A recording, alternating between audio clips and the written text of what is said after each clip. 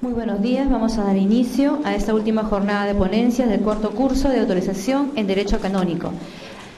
Para esta primera parte, me es grato presentar al presbítero doctor Luis Felipe Navarro, quien durante estos días nos ha brindado unas magníficas conferencias, compartiendo con nosotros sus conocimientos y experiencias en el tema.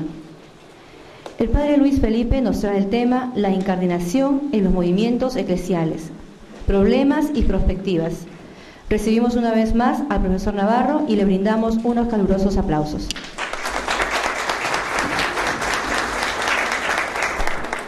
Muchas gracias.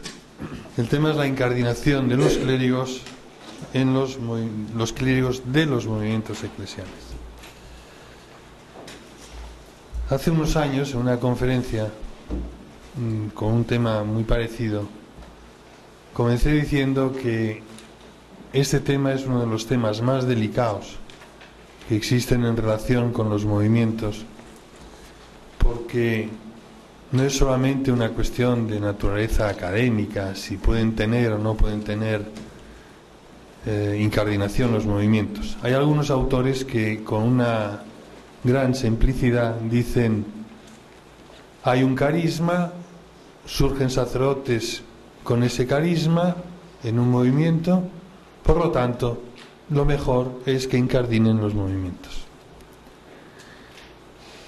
No se dan cuenta que detrás de lo que es la incardinación hay muchas cuestiones de una gran responsabilidad por parte de la Iglesia. Ayer mencionaba que los candidatos al sacerdocio, la formación de los candidatos al sacerdocio es una formación de los ministros de la Iglesia.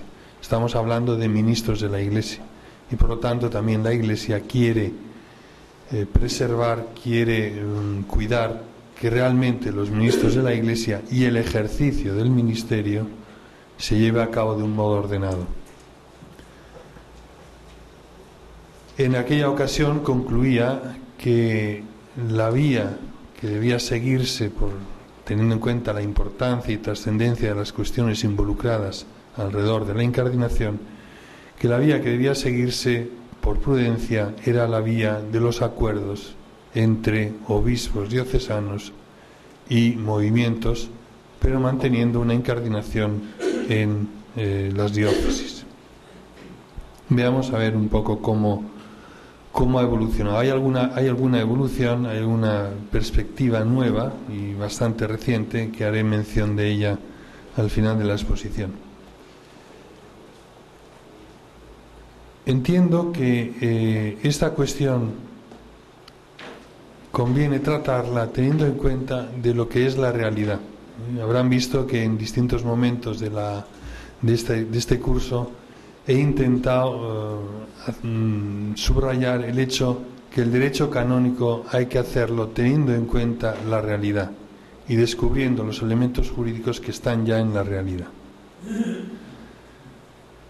Por eso, en esta exposición trataré, por un lado, de lo que es la situación real de los presbíteros en movimientos, a partir de lo que dicen los estatutos.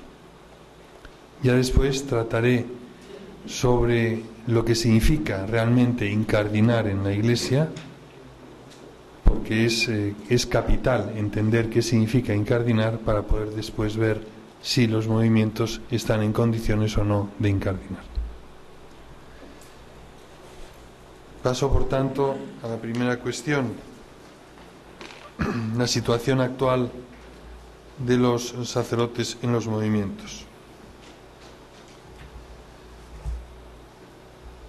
Es patente que en la situación de la Iglesia los movimientos constituyen un signo de esperanza para toda la Iglesia. En ellos hay innumerables frutos de santidad y de evangelización. Y entre estos están las vocaciones al sacerdocio, a la vida consagrada, y a la vez una renovación profunda de la vida cristiana de tantos fieles laicos.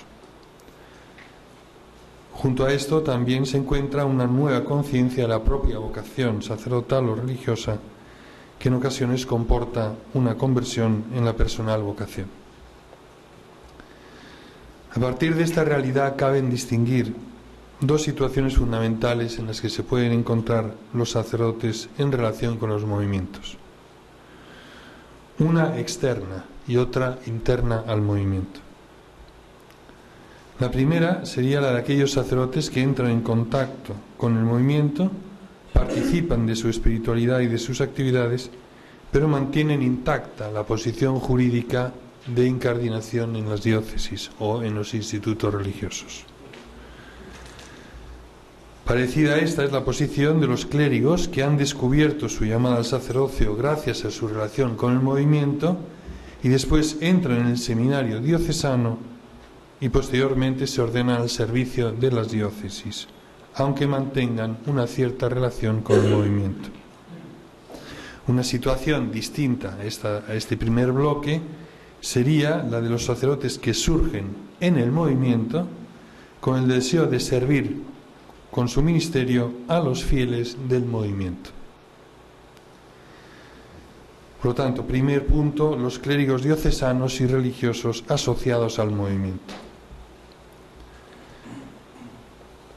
En este caso, se asocian con el movimiento, participan de la vida del movimiento, pero canónicamente siguen siendo sacerdotes seculares o sacerdotes religiosos. Ser del movimiento y del ente incardinante se debe poder compaginar. Veamos cómo lo hacen algunos movimientos.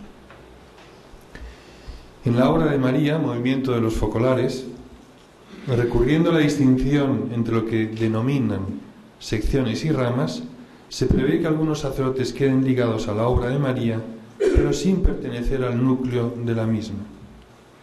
Las secciones están compuestas por los miembros principales, focolarinos y focolarinas, y las columnas sobre las que se apoya la obra de María. Las ramas, en cambio, son parte integrante y se componen de miembros internos y adherentes. Los clérigos, que mantienen intacta su relación con el ente de encarnación, pueden ser miembros de las ramas, pero no son miembros de las secciones. Mantienen intacta su relación con el ente de incardinación y entre estos clérigos se encuentran los llamados obispos amigos del movimiento focolar, los sacerdotes y diáconos diocesanos focolarinos, sacerdotes y diáconos diocesanos voluntarios, y a la vez también existen los de la rama, estamos hablando de ramas en este caso, de miembros de institutos de vida consagrada y sociedades de vida apostólica. En estos casos lo que hay es un compromiso con el movimiento, pero un compromiso que admite distintos grados de intensidad. Desde el punto de vista canónico, no hay más que un ejercicio del derecho de asociación del clérigo o derecho de asociación del religioso. Están perfectamente respetables las funciones del obispo diocesano y del movimiento en cuanto a derecho de asociación. Este tipo de presencia ha sido alabado y recomendado por Juan Pablo II cuando escribió en un mensaje dirigido a un congreso de sacerdotes de miembros del focolar, diciendo: la inserción en los movimientos eclesiales ofrecerá a los sacerdotes una posibilidad de enriquecimiento espiritual y pastoral. En efecto, al participar en ellos, los presbíteros pueden aprender a vivir mejor la Iglesia en la coesencialidad de los dones sacramentales, jerárquicos y carismáticos que son propios de ella, según la multiplicidad de los ministerios, estados de vida y funciones que la edifican.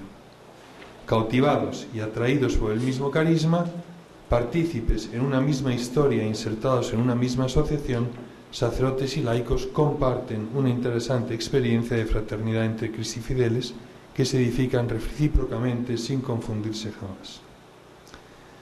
Sin embargo, esta participación también puede dar lugar a situaciones problemáticas.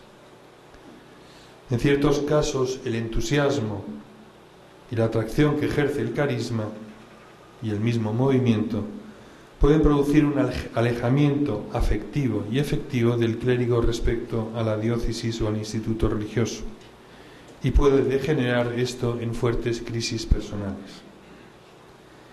En otros casos, los problemas pueden ser de tipo más práctico, pues la participación en las actividades del movimiento no puede llevar consigo la desatención del ministerio pastoral encomendado. En este ámbito es necesario que todas las personas involucradas actúen armonizando los derechos del clérigo, incluido el de asociación, y las exigencias propias del ministerio. Impedir, de hecho, a un sacerdote asociarse, porque se le carga de tantísimo trabajo pastoral que es imposible que pueda participar, pueda dedicar un poco de tiempo